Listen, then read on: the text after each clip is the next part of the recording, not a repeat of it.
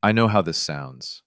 I know what you're thinking right now, sitting there listening to me tell this story. You're probably thinking, how does a man who spent 37 years running a construction company, a man who read every contract, every subcontractor agreement, every insurance clause before he touched a pen, how does that man miss something like this? I've asked myself that same question every single day since my daughter's housewarming party, and I still don't have a clean answer. What I do have is this. My wife, Carol, saved us. She saved everything, and I almost didn't listen to her. My name is Robert. I'm 64 years old. I retired 2 years ago from a business I built from the ground up in Knoxville, Tennessee. 37 years of early mornings, dust on my boots, and handshake deals that I always followed up with paperwork. That part is important. That's what makes this so hard to say out loud. Our daughter Lauren is 31. She married a man named Philip when she was 28, and from the beginning, Carol had questions. Not accusations, just questions. The kind of quiet, careful questions a mother asks when something doesn't sit quite right. I told her she was being protective. I told her Philip was a fine man. He had a good job in real estate development. He dressed well. He remembered birthdays. He called me sir the first 3 times we met. I liked him. I told Carol she'd come around. She never fully did. But life moves, and we moved with it. Lauren and Philip got a house about 40 minutes from us, out in a newer development east of the city. Nice neighborhood, good schools nearby for when the time came. About 6 months ago, they decided to throw a housewarming party, a big one, outdoor tent, catered food, string lights over the backyard, the whole production. Carol helped Lauren plan it for weeks. They were on the phone almost every night. I thought that meant things were good between them. I thought the tension had finally loosened. I was wrong about that too. The Saturday of the party was warm for October, that kind of bright Tennessee afternoon that tricks you into thinking summer isn't really gone. Carol wore a blue dress she'd bought specifically for the occasion. I remember noticing how happy she looked getting ready, and I remember thinking, this is it. This is the good part of retirement. Watching your kids settle in, celebrating the milestones. I actually said that to her in the car on the way over. She smiled and said, I hope so, Robert. I didn't catch the way she said it at the time. There must have been 60, 70 people at that party. Philip's family drove in from Charlotte. His father, a man named Gerald, who worked in commercial lending, brought his wife and what looked like half their social circle. They were polished people. The kind of polish that comes with money and the habit of moving through rooms like they already own them. Gerald had a firm handshake and a way of asking you questions that made you feel like he was taking notes. I spent a lot of the afternoon with some of Lauren and Philip's friends, people I'd met a handful of times over the years. Carol circulated differently. She had this way of moving through a party unhurried, observant, never quite in the center of any conversation, but always nearby. I used to tease her about it, said she was like a lighthouse. I meant it as a compliment. She just took things in, noticed things, filed them away. At one point, maybe 2 hours into the party, she appeared beside me near the drink table and took my arm lightly. She didn't say anything right away, just stood there for a moment. Then she said, quietly, not looking at me, have you been inside the house yet? I said I'd done a quick walkthrough when we first arrived. She nodded, said, did you see the study? I hadn't. She didn't say anything else, just squeezed my arm and drifted back toward the tent. I told myself it was nothing. An hour later, she found me again. This time, she was more deliberate. She came and stood directly in front of me, with that particular stillness she gets when she's made a decision about something. Carol doesn't panic. She never has. In 39 years of marriage, I have never seen that woman panic. What I saw on her face in that moment wasn't panic. It was something more controlled than that, something focused. She said, I need you to come with me for a minute. I followed her inside, through the kitchen, past a cluster of people admiring the new appliances. She led me down the short hallway toward the study, a room off the back of the house that Lauren had set up as a home office. The door was mostly closed. Carol pushed it open gently. The room was empty. There was a desk, a bookshelf, a filing cabinet, and on the desk, slightly spread apart like someone had been looking through them and then set them down in a hurry, were several documents. A folder. And on the tab of that folder, written in neat block letters, was the name of my old company. I stared at it for a second, without fully processing what I was seeing. Carol said, I came in here about 20 minutes ago to use my phone somewhere quiet. I wasn't snooping. I just needed a minute away from the crowd. and those were sitting there. I walked to the desk slowly. The documents were a loan agreement and a property lien filing. The loan was for $200,000. The lender was listed as R. Callaway, my name, Robert Callaway. The borrower was a holding company I didn't recognize, but the collateral listed was a piece of commercial property I did recognize. A lot on the edge of town that I had signed over to Lauren 3 years ago as an early inheritance gift. Something to give her a head start. Something I did because I trusted her completely. I stood there reading the same paragraph 4 times. Carol didn't rush me. She just stood at my shoulder and waited. I said, I never signed a loan agreement. She said, I know. I said, this has my name on it. She said, I know, Robert. I flipped to the second page. There was a signature line with my name printed beneath it, and above that printed name, there was a signature. I stared at it for a long time. It looked like my handwriting. It had the shape of my handwriting, the slant, the way I looped the L in Callaway. But I did not remember signing it. I did not remember sitting down at any table, at any time, with any document like this in front of me. Carol touched my arm. She said, we should go. Right now. We should go home and make some calls before we say a word to anyone here. I wasn't ready to leave.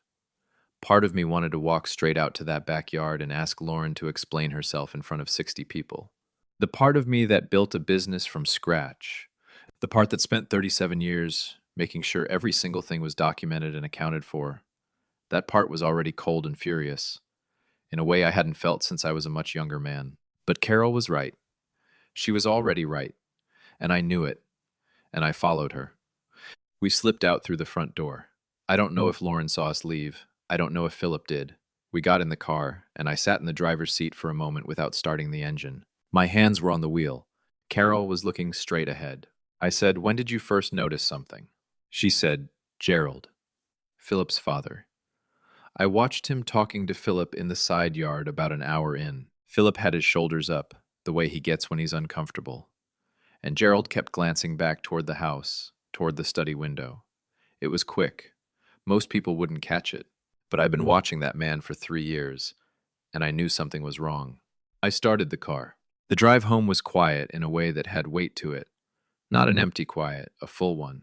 Both of us processing. When we got inside, I went straight to my filing cabinet in the spare room, the one where I keep personal legal records. I pulled the folder for the commercial property lot. The original deed transferred to Lauren, the title documents. And there, tucked behind the title page in a way that made my stomach drop, was a single sheet I didn't remember seeing before. A 1-page addendum to the original gift transfer. It referenced a loan agreement. It referenced a holding company. And it had what looked like my signature at the bottom. I sat down on the edge of the bed. Carol stood in the doorway. I said, I think someone put a page in this folder that wasn't here before. She said, or someone showed you a document mixed in with others, and you signed without reading it all the way through. I thought about that. I thought about every time Lauren and Philip had been over to the house. Every time we'd sat at the kitchen table. There had been a visit about 18 months ago. Lauren had brought some paperwork related to updating her beneficiary information on a savings account we'd helped set up for her years ago. Philip came with her.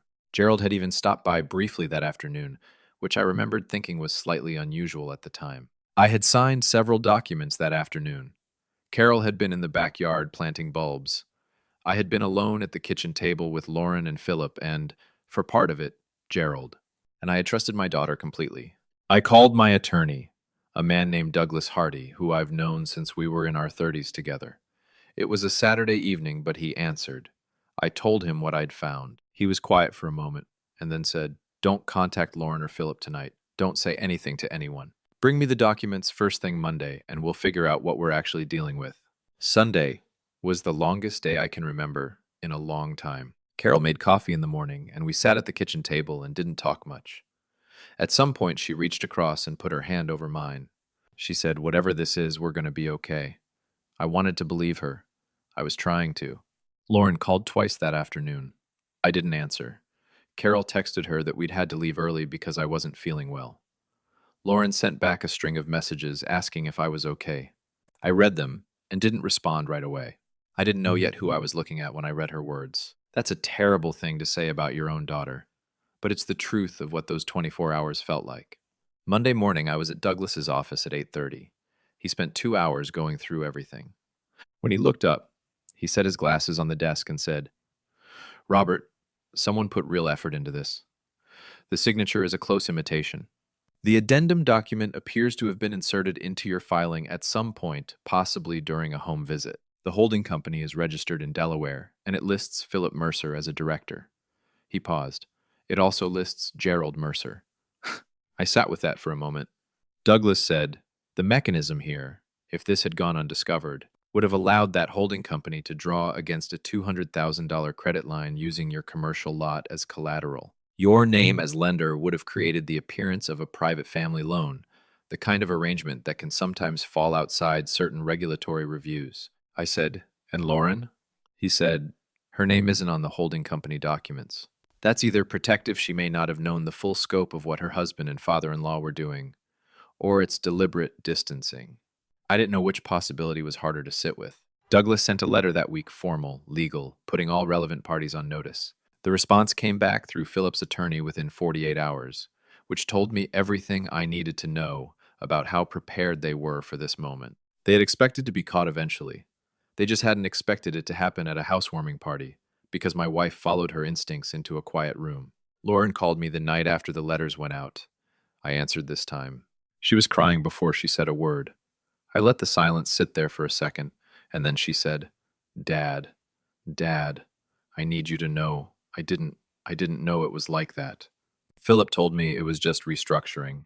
He said you had agreed to it. He said Gerald was just helping with the paperwork. I said, Lauren, did you ever ask me directly? She didn't answer. I said, did you ever sit down with me and say, Dad, here's what Philip and Gerald are proposing. Here's the document. Here's what it means. Did you ever do that? She said, no. I said, why not? She cried for a while. Then she said, because I thought you'd say no. And there it was. That was the whole thing right there, condensed into 7 words. She knew I would have said no. She knew because she knew me, and she chose to let it happen anyway. Not out of cruelty, maybe. Not out of calculation the way her father-in-law had calculated, but out of a particular kind of cowardice that I think hurt more than if she'd been purely greedy. I didn't say any of that to her on the phone. I said, I need some time, and I hung up. Carol was sitting across from me at the kitchen table. She'd heard everything. She didn't say, I told you so. She never once said that. What she said was, she's going to have to make a choice between that man and this family, and that's going to be the hardest thing she's ever done. In the weeks that followed, the legal situation resolved more cleanly than I'd feared. The forged addendum was demonstrably fraudulent. Douglas brought in a forensic document examiner who confirmed the signature was not mine. The holding company was dissolved. Gerald Mercer's attorney negotiated quietly, which meant Gerald knew exactly how far he'd overstepped and had no interest in a courtroom. The commercial lot remained in Lauren's name. As I'd originally intended, I didn't move to take it back. That was Carol's suggestion, and she was right. The lot was a gift, and I gave it in good faith. And I wasn't going to punish Lauren for her husband's scheming by taking back something I'd given her with love. What I did do was sit down with Lauren, without Philip, without anyone else, at a diner about 2 weeks after everything came out. We ordered coffee, and I let her talk first. She talked for a long time.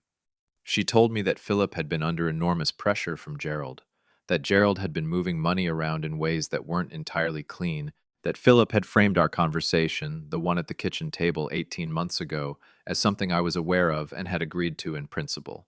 She said she'd had doubts. She said she'd told herself they were just her being anxious. I listened to all of it. And then I said something I'd been thinking about since that Sunday morning sitting at the kitchen table with Carol. I said, Lauren, I've read 1,000 contracts. I've caught bad language in documents that lawyers drafted. And I still signed something I didn't read because I trusted the people handing it to me. That's not stupidity. That's what trust does to us when someone decides to use it against us. But, and I need you to hear, this trust is not the same thing as blind faith. And you owed me better than that. You owed me a conversation. She nodded. She didn't argue. I said, what happens with Philip is your decision.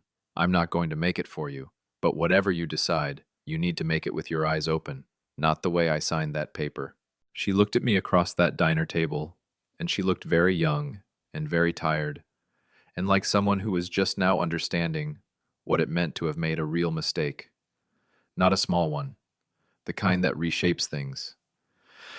I don't know yet what Lauren is going to decide about her marriage. That's still in process.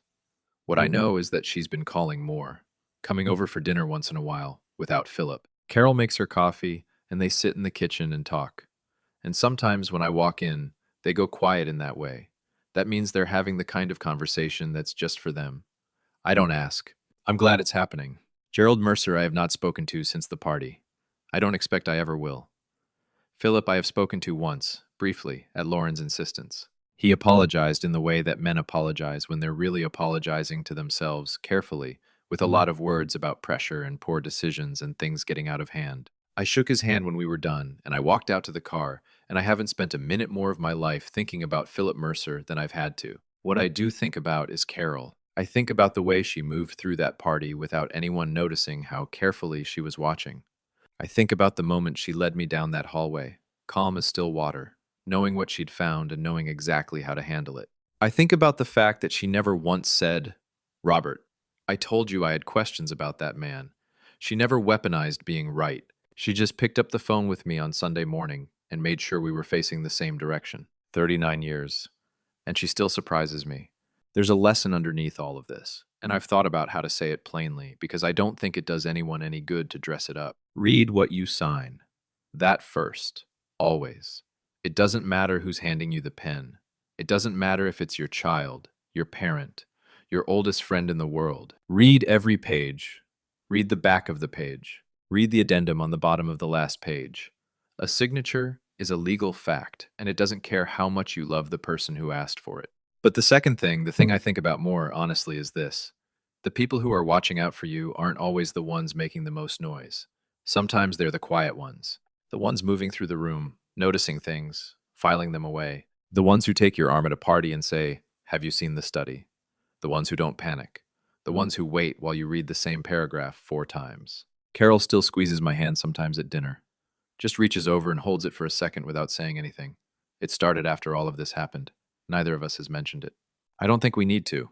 If you've been carrying a story like this one, if something in what I've told you today feels familiar, I want you to know you're not alone in it. These things happen quietly, inside the families we built, inside the trust we gave without a second thought. And they're survivable. That's the part that surprised me most. They're survivable when the right person is standing beside you.